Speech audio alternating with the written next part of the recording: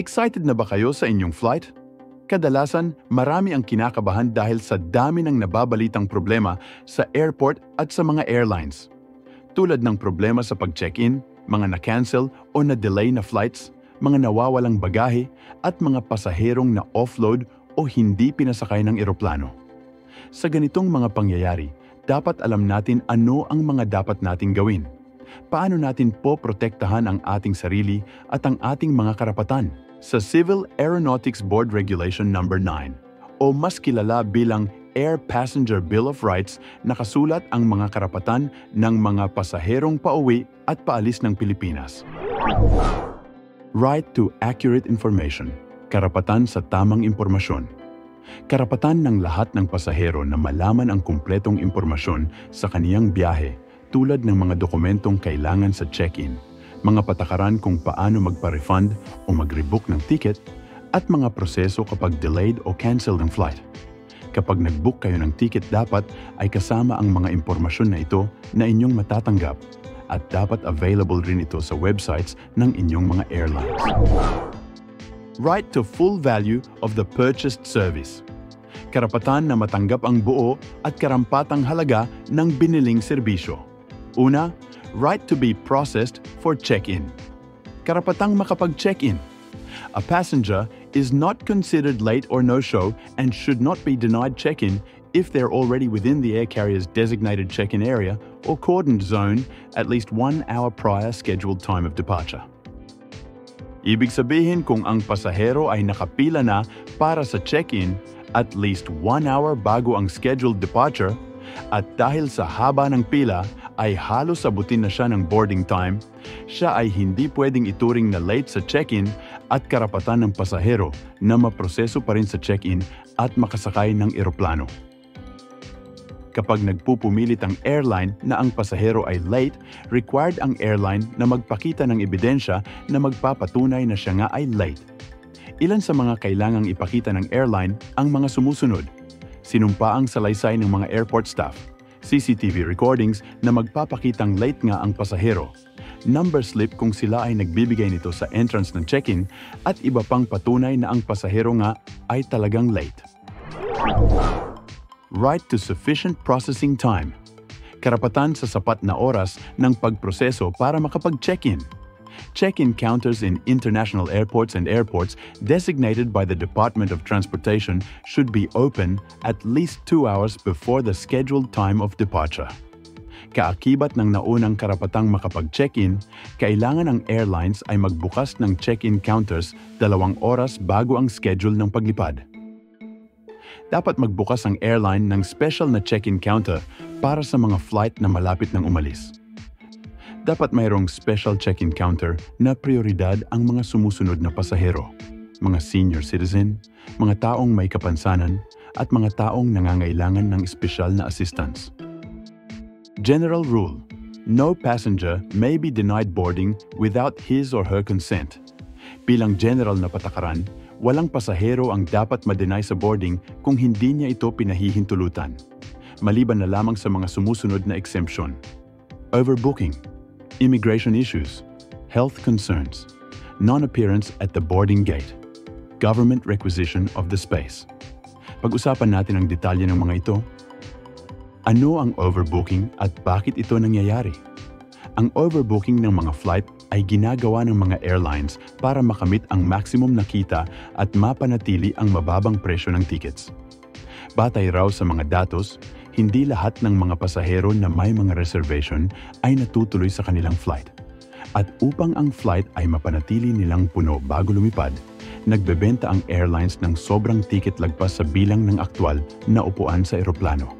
Ang problema, kapag lahat ng bumili ng ticket ay natuloy sa biyahe, mayroong mga walang mauupuan at ito ang tinatawag na overbooking. Ayon sa Air Passenger Bill of Rights, kapag ang flight ay overbooked, narito ang mga dapat gawin ng airlines. Una, kailangang i-anunsyo ng airlines na ang flight ay overbooked. Pangalawa, maghahanap ang airlines ng mga volunteers na handang isuko ang kanilang mga upuan kapalit ng kompensasyon. Pangatlo, kung walang sapat na volunteers, pipili ang airline ng mga pasaherong hindi papayagan mag-board sa eroplano. Subalit kailangang bigyan nila ang mga ito ng mga sumusunod: Una, full refund sa halaga ng ticket kasama ang mga tax at surcharge at optional na serbisyo. O di kaya ay 5,000 piso kung domestic na flight ito at 10,000 piso kung ito ay international flight. Pangalawa, dapat bigyan ng priority ang pasahero sa susunod na flight ng airline o di kaya ay i-endorso ang pasahero sa ibang airlines. Pangatlo, kung kinakailangan ay dapat bigyan ng hotel accommodation ang apektadong pasahero o di kaya ay access sa airport lounge.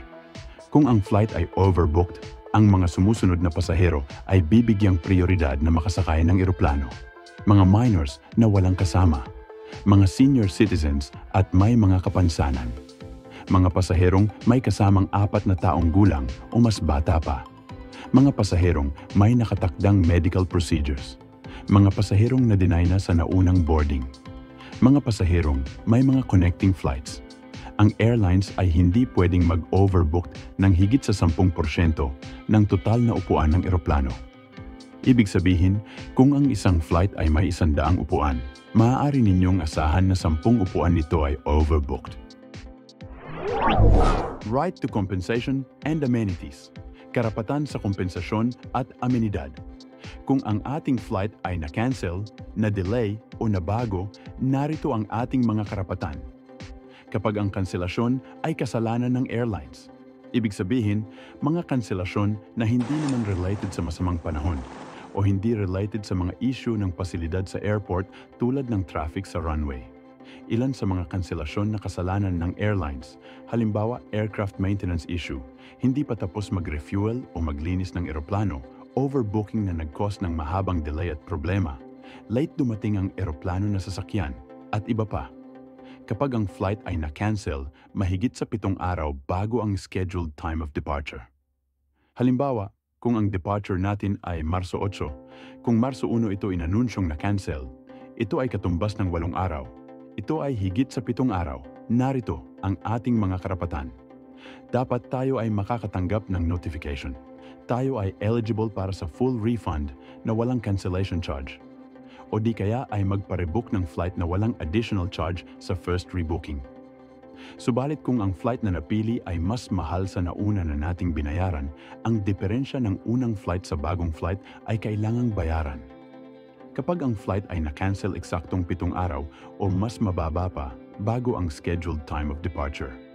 Halimbawa, kung ang departure natin ay Marso 8, kung Marso 2 pataas ito inanunsyong na-cancel, ito ay katumbas ng 7 araw. Narito ang ating mga karapatan.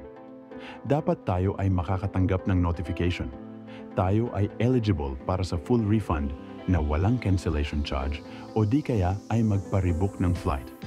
Walang additional na charge kung ang bagong flight na napili ay nasasakop ng 30 araw mula sa scheduled time of departure ng original na flight natin.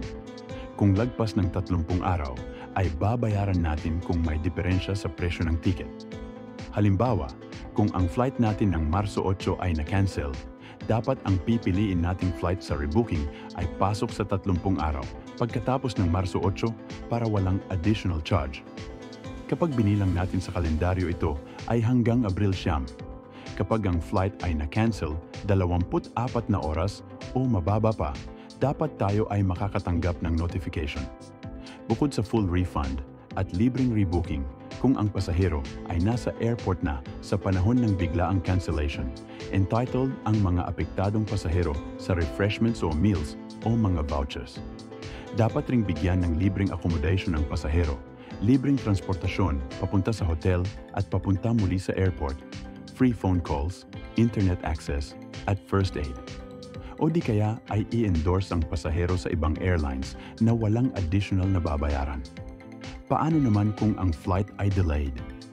Kapag ang flight ay delayed ng higit sa 2 oras base sa scheduled time of departure, kasalanan man ito ng airlines o hindi, dapat magbigay ng refreshments o meals ang airlines sa mga pasahero.